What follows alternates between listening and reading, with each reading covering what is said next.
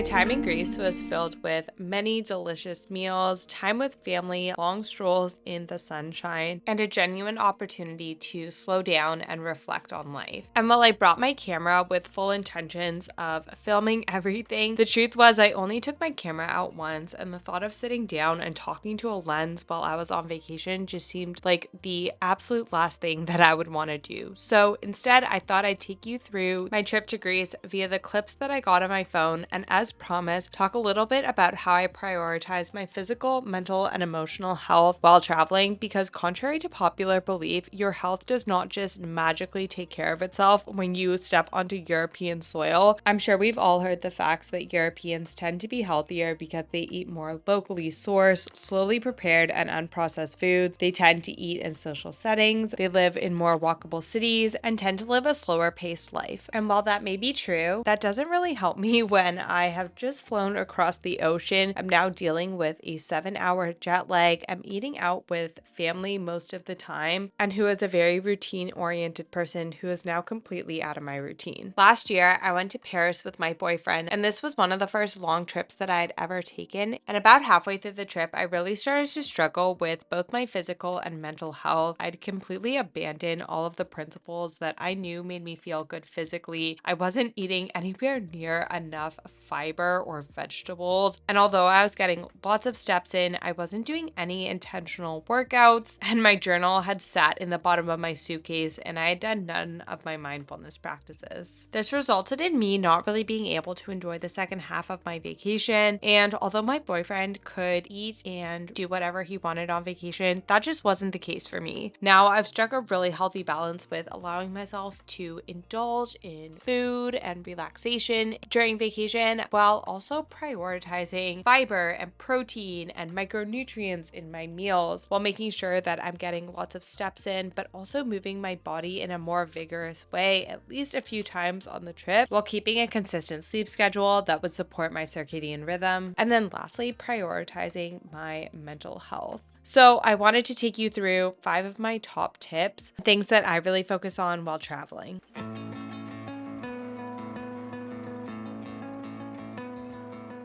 The thing that I have noticed has made the biggest difference when I travel is prioritizing protein and fiber at every meal. When I was traveling in France, the biggest things that I was struggling with was the fact that I was actually getting pretty constipated and backed up. My digestion just wasn't flowing very well, and I really attribute that to the vast lack of fiber, fruit, and vegetable that I was eating. And even though we would always get protein at dinner, I really wasn't prioritizing it at my other meals. And now whenever I'm on vacation, I always make sure that every time we go out to a restaurant, I always get a big veggie side dish. This really helps with bumping up the fiber in my meal. And then I'll usually also get a source of protein as well. I've also found that I do really well with making my own food. I really like home cooked meals, especially for breakfast. I just find it sets me up for the day. And a lot of the times it's a lot healthier than what I can find eating out. And if we're staying at an Airbnb, me and my boyfriend will just walk down to the grocery store and I'll pick up a few staples for breakfast.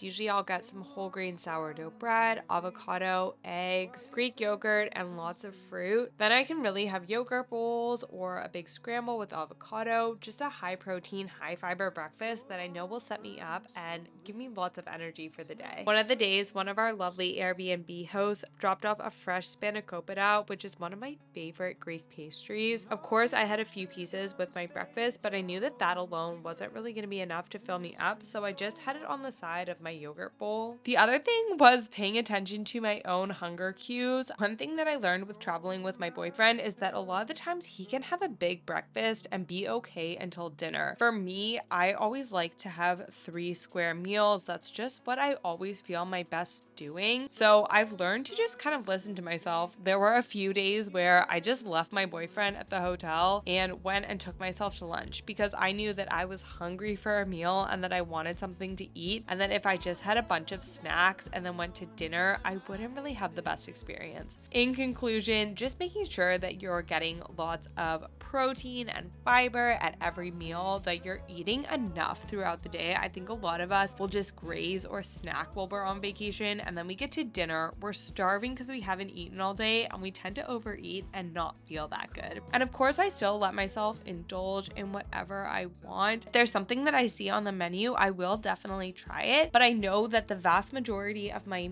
food should be fiber rich, protein rich, micronutrient rich foods, because that is what's going to make me feel my best and set me up for a really fun and enjoyable vacation.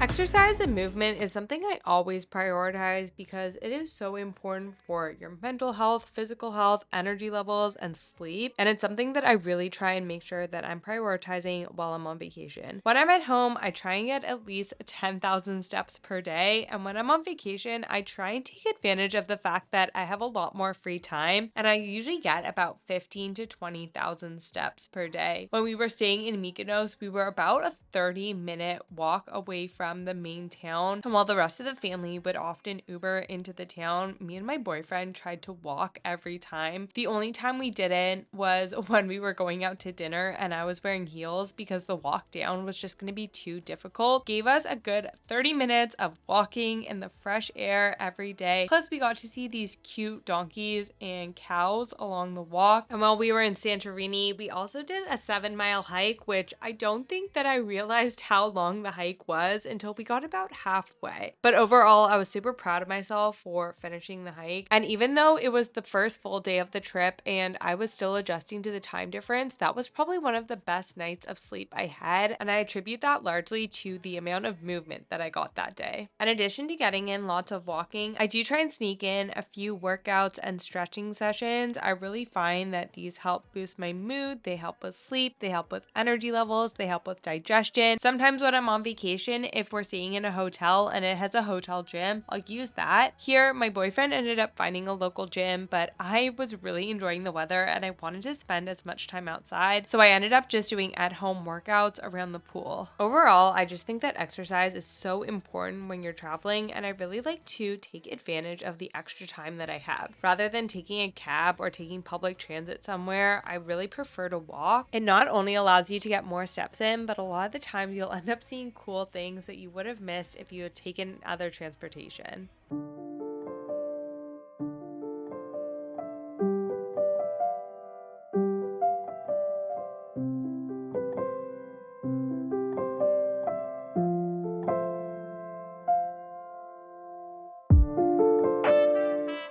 As much as I love being on vacation and I love exploring and traveling, I always find that my mental health does really struggle when I'm on vacation. Not that I'm upset or sad during the vacation, but I do find that I just don't feel my normal self. And I think that there's a lot of reasons why that's happening. I think it's important to acknowledge that our nervous system is always looking for familiarity. So whenever we're outside of our environment, our routine, it's always going to be somewhat uncomfortable. And I've talked about this with my therapist and my mentor, but I also do think that a lot of the times I am hitting upper limits when I go on vacation, whether that's experiences that I didn't think were possible in my life or just levels of abundance and happiness and joy that I didn't think were possible in my life. And I think that that always can just set your nervous system off a little bit. I know especially this vacation was probably the most luxurious vacation I've ever been on, and I definitely felt a sense of impermanence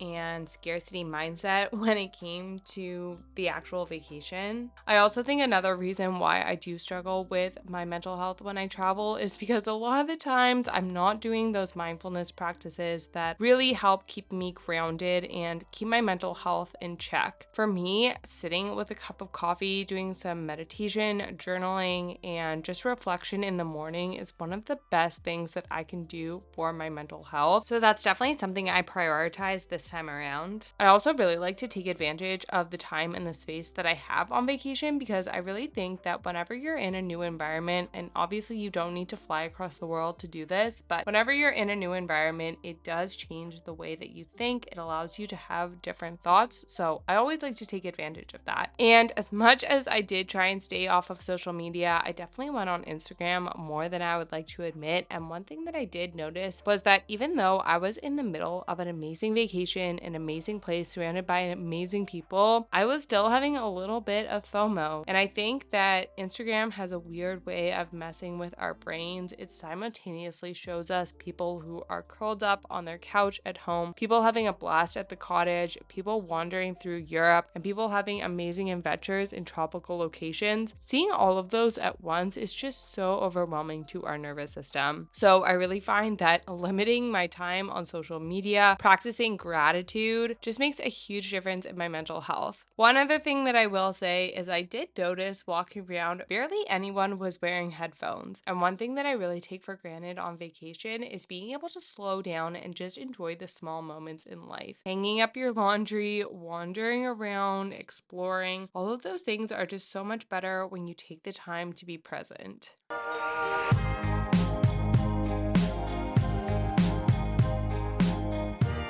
One thing that I've noticed has made a huge difference in me being able to feel happy and healthy and really enjoy my vacation is really limiting the amount of alcohol that I consume. I really only drink a few times a year, and if I do drink, I try and never have more than one drink in an evening. I just find that it really impacts my mental health, my mood, my cognition, and my sleep. So here, I just had one drink one evening that we had a big family dinner. I had one small margarita, and honestly, I feel like I could have gone without it. And then on the last day, we were at dinner and these locals kept sending over shots, even though we told them we had had more than enough, but we didn't want to be rude, so I had a few shots. But in general, I really try and keep alcohol to a minimum. We know the negative impact that drinking has on your body, and for me, it's just not really worth it anymore. Again, that's not to say that I never drink. I do have a drink on occasion. I just don't have drinks every night when I am on vacation, and I know that's something that people commonly do. Instead, me and my boyfriend really like to get sparkling water. It's something nice to have while you're having dinner. For me personally, having a nice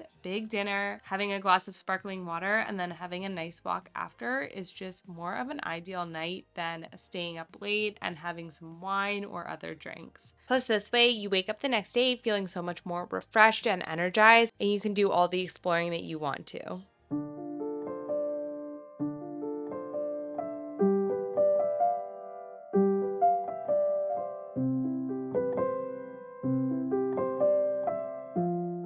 So, despite the 10-hour flight and the 7-hour time change that I was dealing with both ways, I actually had the best sleeps, and it only took me about a day to acclimatize to the time zone. We did take a red eye going over, and I think that really helped because I basically slept on the plane and then I woke up and it was morning in Greece. So, I just tried to make sure that I stayed awake that day, got as much movement as possible, and I actually ended up having a great night's sleep. Coming back, the time change has been a little bit harder to adjust to, but I'm actually just trying to take advantage of the fact that I'm waking up a little bit earlier in the morning and setting up some really good habits for the fall. Now, one thing that I will say on vacation is that it is so tempting to stay up late and sleep in and just have a not very structured sleep schedule. And I always preach that getting 8 hours of sleep is so important for our health, but it's equally important to have a normal sleep schedule. Going to bed at the same time, waking up at the same time every day is so critical for our health. I think we forget sometimes that humans operate on a 24-hour circadian rhythm. Even when I send patients to the lab to do blood work, if we're testing thyroid function, they have to go first thing in the morning because thyroid hormone fluctuates throughout the day. Insulin sensitivity changes throughout the day. Even our hormonal function is impacted by our circadian rhythm. So when I'm on vacation, I really try and stick to my normal schedule. I'll try and get to bed by 9 or 10 p.m. I'm waking up right about 6 or 7 a.m. Sometimes I get a little bit more extra sleep. I actually find that I feel really good when I get about 9 hours of sleep. Sticking to a regular sleep schedule, trying to acclimatize to the time change as quickly as possible. Those are my top tips. I will also say that viewing the sunrise and the sunset is so